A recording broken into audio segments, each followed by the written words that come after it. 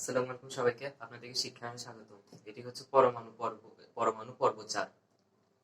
এই পর্বে আমরা জানবো স্থিতিশীলতা, অস্থিতিশীলতা এবং আয়ন কি। এখন আমরা বোর্ডের মধ্যে দুইটা পরমাণু দেখতে পারতেছি, একটা হচ্ছে নিয়ন আর একটা হচ্ছে সোডিয়াম। তো নিয়নের ইলেকট্রন সংখ্যা কত? ফার্স্ট কক্ষপথে 2টা, সেকেন্ড কক্ষপথে 8টা, মোট হচ্ছে 10টা। নিয়নের ইলেকট্রন সংখ্যা হচ্ছে 10, আর সোডিয়ামের ইলেকট্রন সংখ্যা হচ্ছে 11। Na হচ্ছে সোডিয়ামের ইলেকট্রন সংখ্যা হচ্ছে 11। এখন স্থিতিশীলতা জিনিসটা কি, এটা এটা জানার জন্য আমাদের আগে পূর্বের কথাগুলো বলতে হবে। আমরা জানি একটা পরমাণুতে 2n² সূত্র অনুযায়ী কক্ষপথে ম্যাক্সিমাম ইলেকট্রন বসতে পারে। যেমন প্রথম কক্ষপথে হচ্ছে 2টা, তারপর সেকেন্ড কক্ষপথে 8টা, তৃতীয় কক্ষপথে হচ্ছে 18টা। তো এখন এটা স্থিতিশীল কখন হবে? একটা পরমাণু স্থিতিশীলতা কখন অর্জন করতে পারবে? এরা করতে পারবে যখন হচ্ছে যে একটা পরমাণুর কক্ষপথে ম্যাক্সিমাম ইলেকট্রন বসে যাবে, মানে কক্ষপথটাকে পূর্ণ করে ফেলবে। ধরো প্রথম কক্ষপথে কয়টা বসাতে পারবো? 2টা। ওই 2টা যদি বসে তাহলে এটা হয়ে যাবে স্থিতিশীল মৌল, ঠিক আছে? মানে এটা নিষ্ক্রিয় হয়ে যাবে, এটা আর কোনো মৌলের সাথে রাসায়নিক বিক্রিয়ায় যাবে না। তো যদি এরকম কক্ষপথ পূর্ণ থাকে ওটা হবে স্থিতিশীল মৌল। তো ফার্স্ট কক্ষপথে এখন কয়টা? 2টা। আর সেকেন্ড কক্ষপথে 8টা। সেকেন্ড কক্ষপথে 8টা মানে কি, এটা এটা কিন্তু পুরো কক্ষপথটাকে পূর্ণ করছে। 2n² সূত্র অনুযায়ী কিন্তু দ্বিতীয় কক্ষপথে ম্যাক্সিমাম 8টা বসতে পারবে, আর 8টা বসলে এটা হবে স্থিতিশীল মৌল। তো নিয়নে হচ্ছে 10টা, ঠিক আছে? ফার্স্ট কক্ষপথে 2টা, সেকেন্ডটাতে হচ্ছে 8টা। তো এটা হচ্ছে স্থিতিশীল, কারণ এটা সেকেন্ড কক্ষপথটাকে পূর্ণ করছে। কি পূর্ণ করছে? 8টা ইলেকট্রন বসছে, তাইলে এটা পূর্ণ, আর এটা স্থিতিশীল। আমরা এখানে সোডিয়াম পরমাণু দেখতে পারতেছি। সোডিয়াম পরমাণু ইলেকট্রন সংখ্যা কত?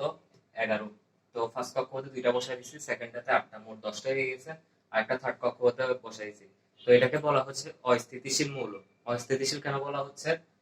কারণ এটা কক্ষপথ পূর্ণ করতে পারেনি। কক্ষপথ পূর্ণ করার জন্য না হয় ফার্স্ট কক্ষপথে 2টা বসাইতে হবে, এভাবে কক্ষপথ পূর্ণ হবে। আর যদি 2 এর অধিক ইলেকট্রন সংখ্যা হয় তাহলে এটা মানে কক্ষপথ মানে যতগুলো বসাতে পারবো, 8টা বসাতে পারবো, তাহলে 8টা পূর্ণ করলে তখন এটা হবে যে স্থিতিশীল। আমরা এখানে সোডিয়াম পরমাণুতে দেখতেছি যে থার্ড কক্ষপথে 1টা। তো এটা স্থিতিশীল অবস্থায় নেই, এটাকে অস্থিতিশীল অবস্থা বলে। স্থিতিশীল অবস্থায় যাওয়ার জন্য হইতে হবে যে মানে কক্ষপথ পূর্ণ করতে হবে। তো এখন ব্রিফলি বলতে গেলে স্থিতিশীল মৌল কোনটা? যেটা কক্ষপথ পূর্ণ করবে ইলেকট্রন গুলা, সেটা হচ্ছে স্থিতিশীল। আর স্থিতিশীল হচ্ছে যেটা কক্ষপথ পূর্ণ করবে না। স্থিতিশীল মৌলের আরো একটা উদাহরণ হচ্ছে আর্গন।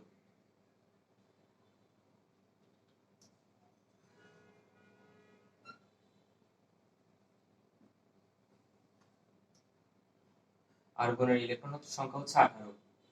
ফার্স্ট কক্ষপথে 2টা, সেকেন্ড কক্ষপথে 8টা বসে যাবে, মোট হচ্ছে 10টা আর 8টা।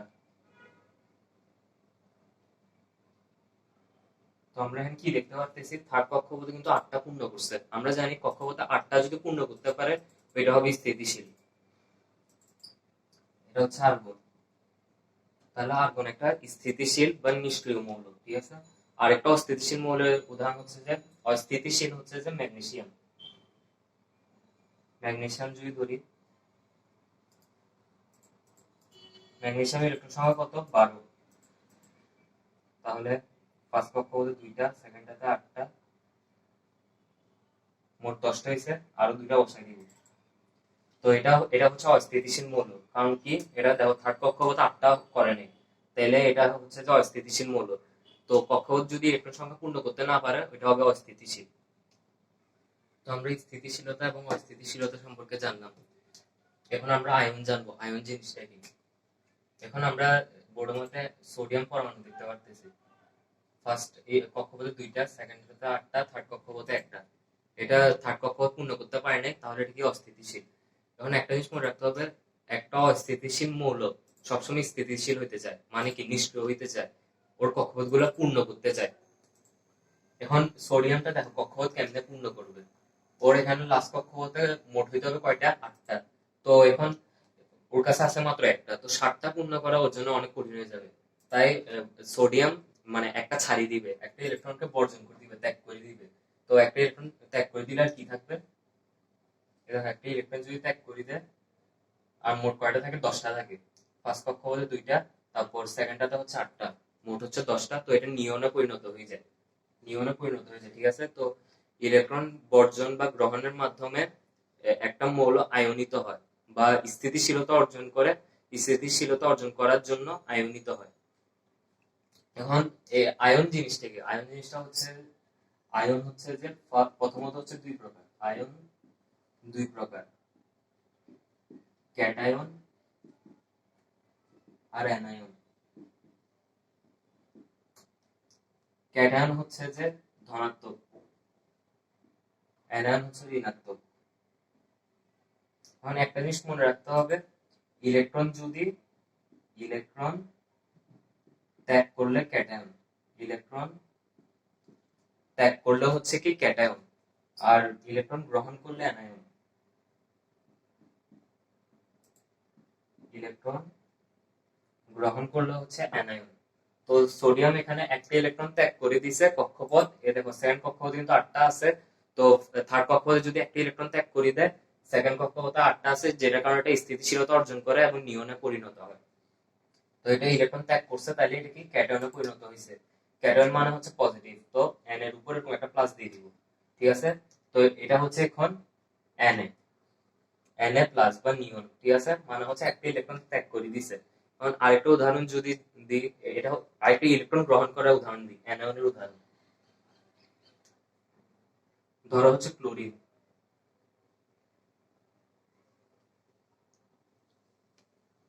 ক্লোরিনের উদাহরণ যদি দিই, ফার্স্ট কক্ষপথে 2টা, সেকেন্ডে 8টা, মোট হচ্ছে 10টা, আরো 7টা, ক্লোরিনের হচ্ছে 17টা। তো মোট হচ্ছে 17টা। এখন থার্ড কক্ষপথে কয়টা আছে? 7টা। আমরা জানি মানে কক্ষপথটাকে পূর্ণ করলে হবে স্থিতিশীল, তো কক্ষপথে 8টা বসাতে হবে, আছে 7টা, স্থিতিশীল করার জন্য তাহলে আরো একটা লাগবে। তো এটা একটা ইলেকট্রন গ্রহণ করার মাধ্যমে অ্যানায়নে পরিণত হবে এবং স্থিতিশীল হবে। তো ক্লোরিন হচ্ছে কি অ্যানায়নে পরিণত হবে ইলেকট্রন গ্রহণ করে। ইলেকট্রন গ্রহণ যদি করে, এদিকে একটা ইলেকট্রন যদি গ্রহণ করে ফেলে, মোট হয়ে গেছে 18টা, এটা আর্গনে পরিণত হয়ে যাবে। তো এটা একটা নিষ্ক্রিয় গ্যাসে পরিণত হবে ক্লোরিন। তো এটাকে এভাবে লেখা যায়, ক্লোরিন মাইনাস, মাইনাস কেন? ইলেকট্রন গ্রহণ করছে, ইলেকট্রন গ্রহণ করলে অ্যানায়নকে মাইনাস দিয়ে প্রকাশ করা হয়, তো ক্লোরিন হচ্ছে যে মাইনাস, ঠিক আছে। এখন প্রশ্ন হচ্ছে যে ভাইয়া ইলেকট্রন তো এখানে মানে ক্যাটায়ন হচ্ছে কি ইলেকট্রন ত্যাগ করছে, তো ত্যাগ করলে পজিটিভ কেমন হয়? ত্যাগ করলে এটা তো আর মাইনাস হওয়ার কথা না, মানে নেগেটিভ হওয়ার কথা না। এখন এটা মানে বিবেচনা হচ্ছে প্রোটন দিয়ে। এটা বুঝাচ্ছে কেমনে, সোডিয়ামের কথা যদি বিবেচনা করি, সোডিয়ামের ইলেকট্রন সংখ্যা কত? 11। আমরা জানি ইলেকট্রন যতগুলো থাকে প্রোটনও ততগুলো থাকে, তো ইলেকট্রন যতগুলা প্রোটনও ততগুলা, ঠিক আছে। তখন একটা ইলেকট্রন যদি ত্যাগ করে দেয়, ইলেকট্রন একটা ত্যাগ করে দিয়েছে, ঠিক আছে, তো ইলেকট্রন এখন কয়টা দিছে? 11 থেকে একটা বাদ দিয়ে দিছে 10টা। প্রোটন কিন্তু 11টাই রয়ে গেছে, প্রোটন কমে নেই। আমরা কি জানি প্রোটন হচ্ছে পজিটিভ, আমরা আগে ভিডিওগুলোতে জানছি না, ইলেকট্রন হচ্ছে যে হয় নেগেটিভ আর প্রোটন হচ্ছে পজিটিভ।